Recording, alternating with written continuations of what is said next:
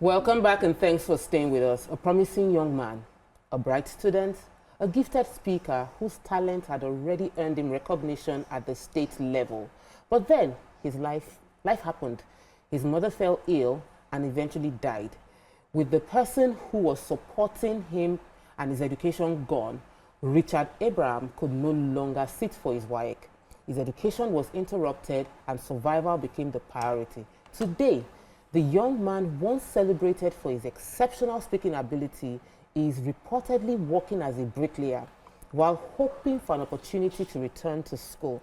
Richard's story is heartbreaking, but sadly, it's not unique. Across Nigeria, there are several young people with extraordinary potential whose dreams suddenly go cold when a parent, a guardian, sponsor, or breadwinner dies or becomes incapacitated, loses a job, or simply can no longer afford to support them. Some abandon school. Others give up professional trainings, businesses, supporting careers, or even creative ambitions and just take whatever job can put food on the table. But should the loss of a breadwinner also mean the loss of a young person's future? Are Nigerian families and institutions doing enough to prepare young people for the possibility that their primary source of support may suddenly disappear?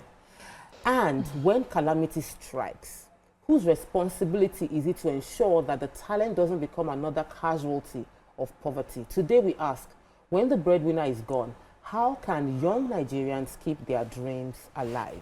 Join the conversation by calling us on 020-1635-2013, or you can tweet to us, #YourViewTVC @TVC Connect.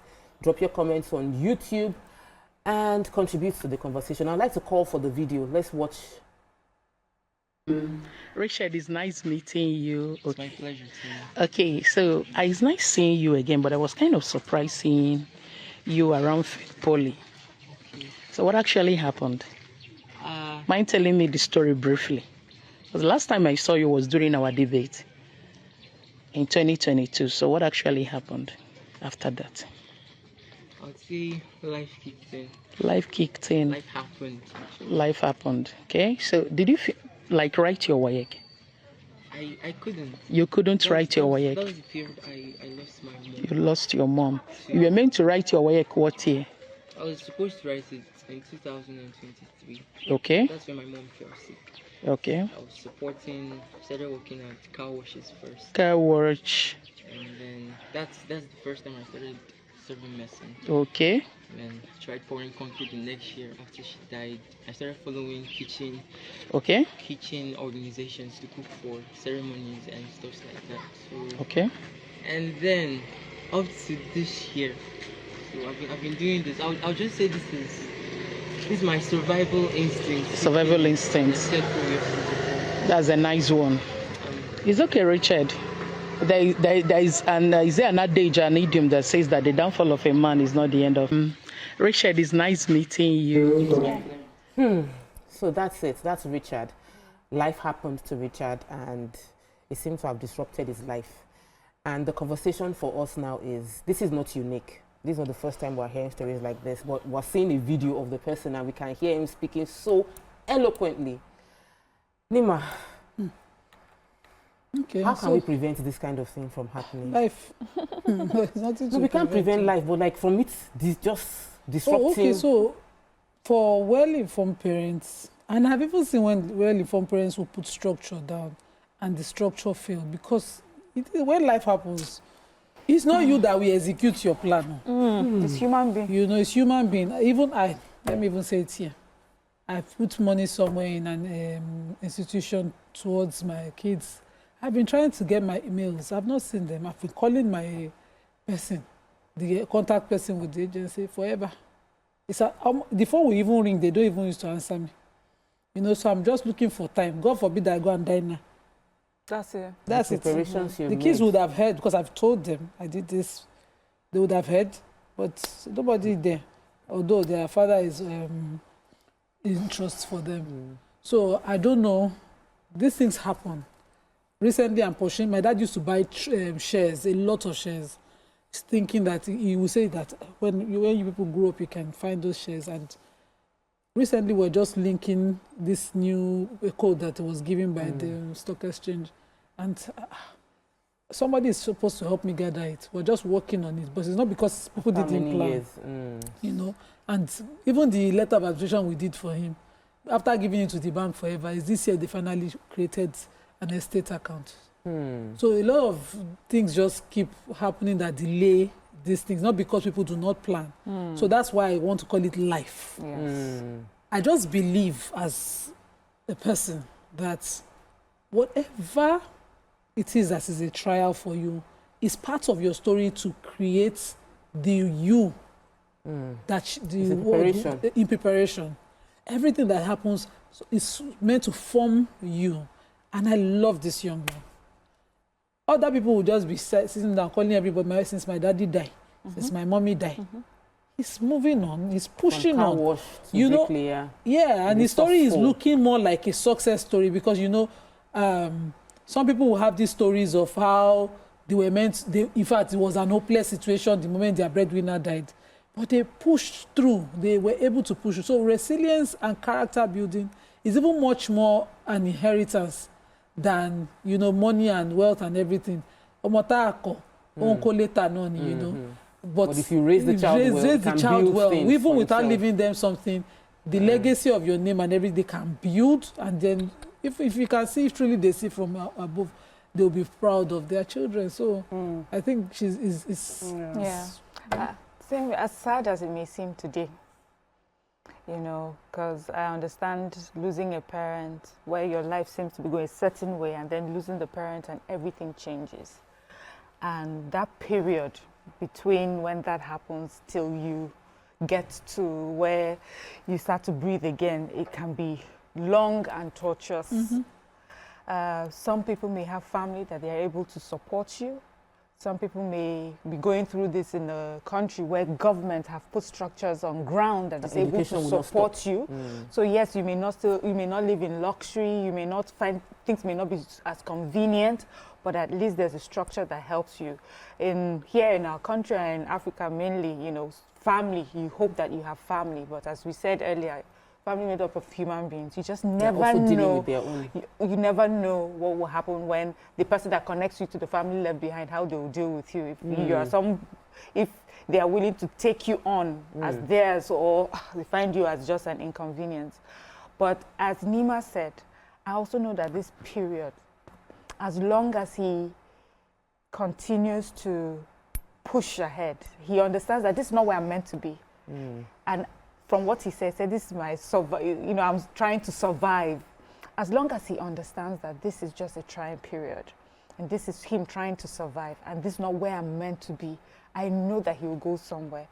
And people are always, there's this thing that people say, never a mistake, always a lesson. And for me, they also say not that every disappointment is a blessing. In this period, there's so much that he will learn. There's so much that he'll go through, but that will build him. And when he becomes an adult or wherever he's headed, what he's gone through right now will help. Now, my fear, which I think is the question, is that many people, when they find themselves in a situation like this, they'll go through the path of drug use and drug abuse. As long as he doesn't go that path. He will go through maybe joining crime, you know. Those are different ways of surviving or coping. But he seems, at least for now, to be doing what is right. So here, because he's so well spoken, I just want the best for him, you know. A person that has a bright future is what you would say. I'm sure a few years ago when she talked to him, she just saw a bright future. But everybody going on a journey has to go through different paths. You know, sometimes it's easy, sometimes it's tough. For some people, it's tougher than most. The only thing is, I hope that as we talk about this and as we are seeing on TV, that some good Samaritan will take this up and help him to just make his journey easier, or that the government would, because we have structures, just help to execute or implement those structures to help him and help his life, you know, as he goes on. But there's so much character building when somebody's going through a tough time. I was talking to a friend of mine yesterday, and we were talking about how we're raising our children, and being parents have gone through, you know, tough times. And she mentioned how you know, you have a parent, you as an adult, your own story was that things were tough, you lost a parent, and because of that, you needed to pick yourself up, and you did so many things because you realized no one was coming to save you. It built you, made you stronger, and I believe that this can help him make him stronger, but I hope that there's family and there's government to support him so that he doesn't fall off to drugs or crime while he's on his journey. It's so sad. Amaka. Yeah, so I want to start first by, you know, extending my heartfelt condolence to the young man that lost his mom, right? But then I also don't want this story to be a story of bricklaying as a bad job, because there's dignity in honest work, and everybody has their part, and people that are doing bricklayer work, that doesn't mean that they are less than. That being said, I applaud the young man for the fact that he's not just laughing around, faffing around, that he's been able to pick himself to see multiple jobs within the past 3 years. You can see he's well spoken, and you can also tell that that the system failed him, in the sense that the teacher knows that he's one of her brightest students, and he was about to write WAEC. That's where community comes into play, where you have a very bright student like this that disappeared and didn't write WAEC. So how come they didn't go to find out where is this child? He's very, very bright. He's about to write WAEC. Who knows his home? Let's go and look for him. Okay, let's try and raise money for him to write that WAEC, because he's at the peak of something, so that he can now have the option or choice to now know where help himself through uni. Because I have a very close friend. She will always say that she grew up from a very, very poor background. Face me, I face you, and all those things. And she had to work different jobs to put herself through school. And today she owns a very big building on Broad Street in Lagos Island, and she's doing so well. She's extremely wealthy. And you know, and when she tells me her story, I'm like, oh my God, it's possible. So I'm saying this so that that young man does not give up hope, because it's possible. And the way you were supposed to write WAEC was 2023, at least 2026. It's not too late. You can go back to school at any point in time. 100%. So as far as that you're focused and you're doing the job that you're doing, you can save your money, buy your WAEC form, write your WAEC, and you know, God has a way of making everything beautiful in His time. Yeah. So I do support. I noted it. I was going to talk about the not letting smart children go. The system needs to protect children. So. I know it is easy. The school is full of plenty children. The teacher is struggling, class of 50-something or 20-something or 30-something, that it can be, you can forget that. I've not seen Chinedu in a while. I've not seen Shehu in a while. Like, what happened to Shehu? And then life is also happening to the teacher. Exactly. You know, so there can be situations that can just make you get lost through the cracks, because there's a constellation of problems within our country. But we need to strengthen our system to protect the young and vulnerable. And these are our children in secondary schools, in primary schools.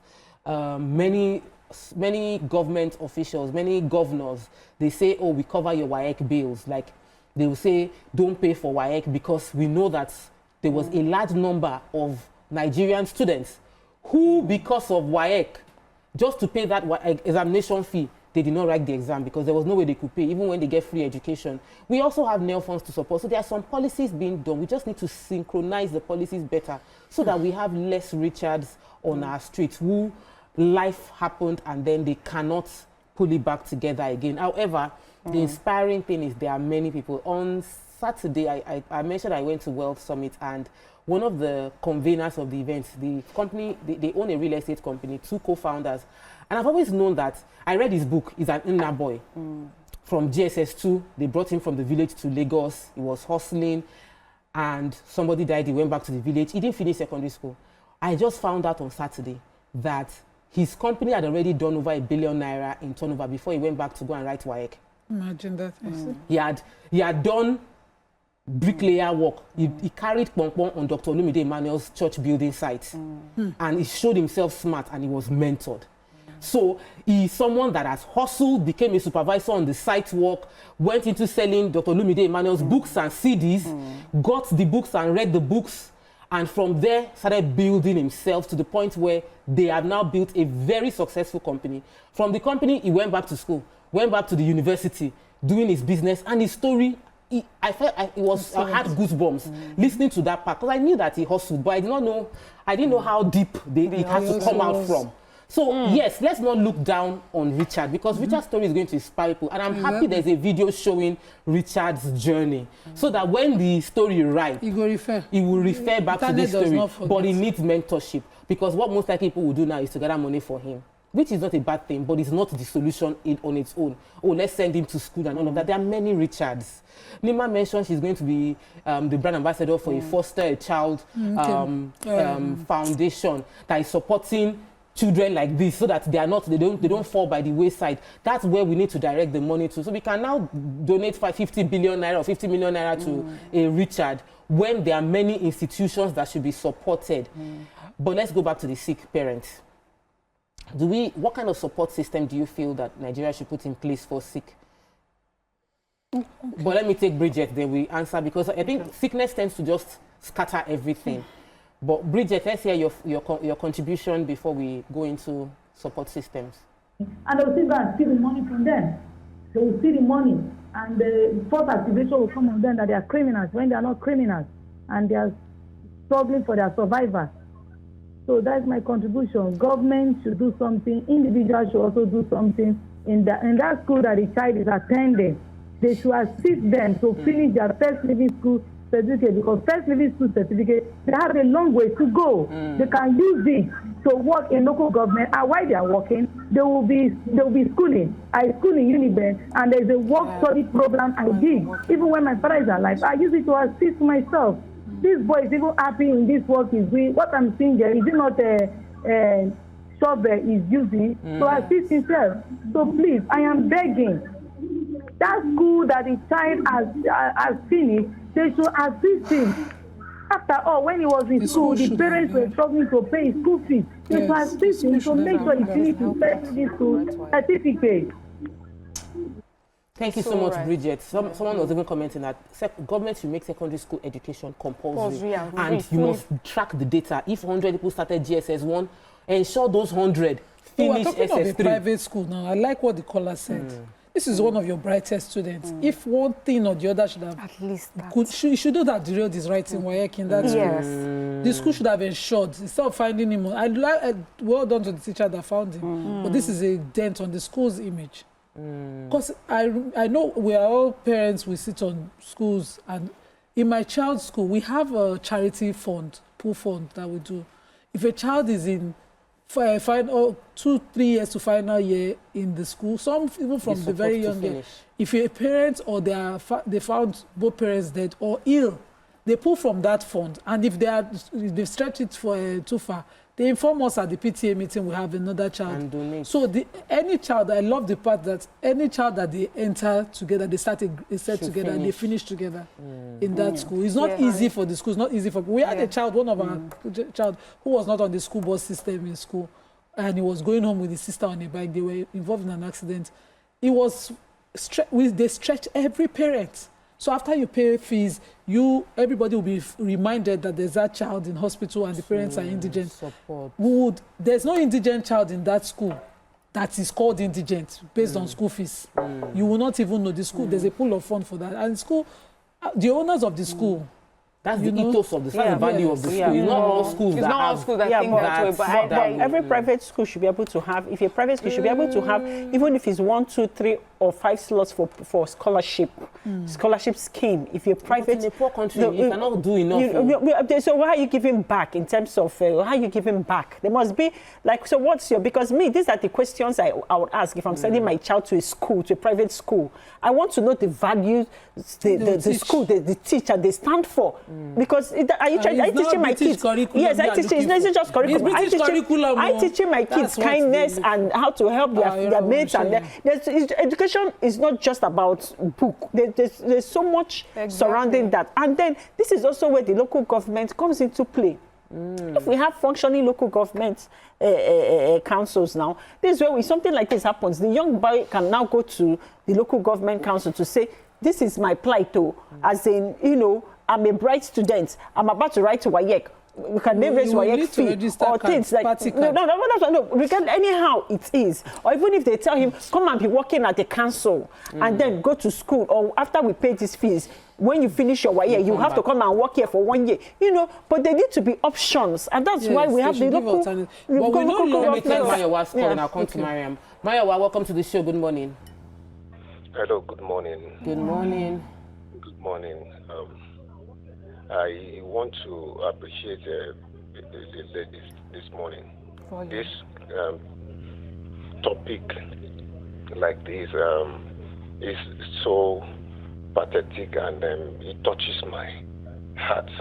I value education so much that when I hear something like this, I think it has to do with the environment. May God help us in this nation.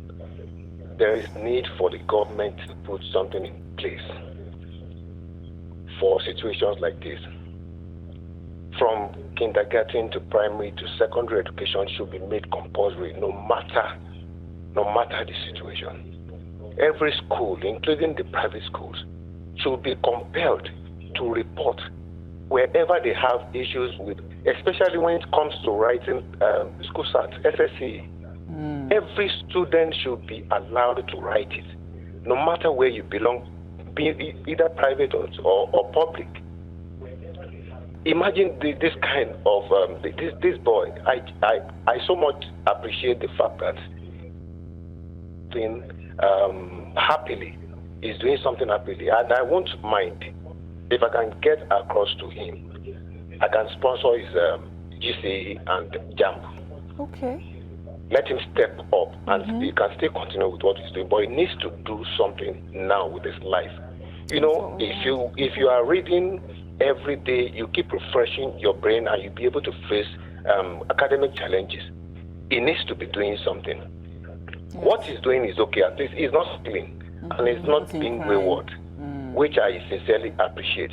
But government, I'm using this opportunity to call on the Minister of Education in Nigeria. This is the time to do something very, very important. Our children, the grassroots, our children, our tomorrow, you know, they need this foundation of education. We must make it compulsory. Wherever there are issues, let's know where to report to. We have children, especially you come to the north, come to Abuja here. You see children that are meant to, that are supposed to be in the school, they are begging, they are moving everywhere. We don't have things in place. The minister is here in Abuja now. He's saying all this. We need to be, we need to be serious about the future of our country. We go out there. If you go to China, you go to US, you go to UK, you see what is in there. How much will it cost for a child to be educated? It's not much. But this is the future. If you have the SSC, you can work anywhere. You can work in any institution. Thank you so much, sir. Gone are the days, even in the banking sector, the SSC holders became managers. Thank you, Mayowa. We want you to please. If you can get the contact of this guy, I will sponsor his GC. Please just stay on the phone and talk to our producer so they can get your details and follow up with you. We'll be very grateful for that. Yes. And we also need to pick up from the streets as well. Anybody that you can support. Mariam. Yes, so I'm happy that we got this call. Good Samaritan willing to do good by this young man. So I just agree with everyone who's called and the ladies that have spoken.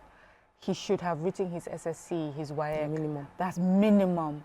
I understand that schools too can have quite a lot of, there's so many other students that it can be quite heavy, but it's important that they have a structure where they're able to help a student. I don't know if they have help, maybe to the best of their capacity.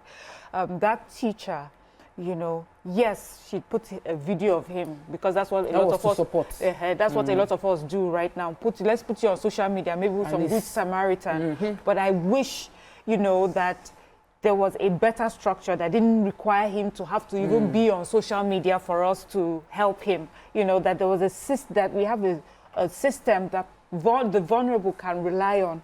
We have a child who's lost parents that needs help, would need money to for WAEC or SSC, the school community should be able to come in at that point. The local government should be able to come in at least, you know, let him get that. There are many jobs now that they would ask you minimum requirement. Do you have your SSC? Do you have your WAEC? At least give him that so that it gives him some form of accomplishment, you know, and dignity. Then finally, that the previous caller had said something about a system that allows him to work and go to school. So he would have been able to also use his SSC to apply to universities. If he gets a university, then there's a system that allows him to work. Nigerian university system, we don't really have that. Many people, you are fully in school or you're not. We should be able to have something that is structured properly, not people trying to hustle themselves back and forth, like structured properly to allow for the vulnerable to go to school and work as well. And still do well academically. Let me take this call. Welcome to the show. Good morning. Good morning. My name is Philip. I'm calling from Ikorodu. Welcome, Philip. Go Philip ahead, from you're Ikorodu. live. Yes. Yeah. Can you hear me? Yes, we can hear you. You are live. Yeah. Based on the topic of discussion, I think I had an in-law, but late now.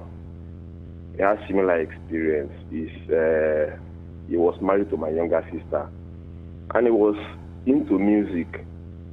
They got some sponsors. That was even before the era of P Square and all that. He was doing pretty well. But at a point, the person that was helping them, I think, was not financially buoyant again to continue with the music stuff. And the guy had to go back to Delta State. So unfortunately, he joined some gangs, maybe cults and other stuff. The process, he looks like he was shot during a particular harvest in my community. I really pitied him. Each time I look at P Square and others, I was like, this guy would have done better than P Square. I really felt for him, like one of your colleagues was saying, hope he won't get distracted along the line in order for him to survive, to go into drug and other related economic misfortunes. So I really like what you guys are doing. Maybe if they can open an account for him, whatever sponsorship that comes in, like the other person, my wife from Abuja, 1,000, 2,000 naira is something. It will go a long way to make sure that it's not discouraged and go into unethical stuff. Thank you very much. Thank you. I want to talk about the governor. So, you know that they said he was recognized by Governor Willie Obiano. He won the debate, the state debate. This is he won the state debate. And Governor Willie Obiano was the governor till just 2022. He was meant to write his WAEC 2023. It's too close. And I know we all do these competitions. The governors would do competition, state education competition.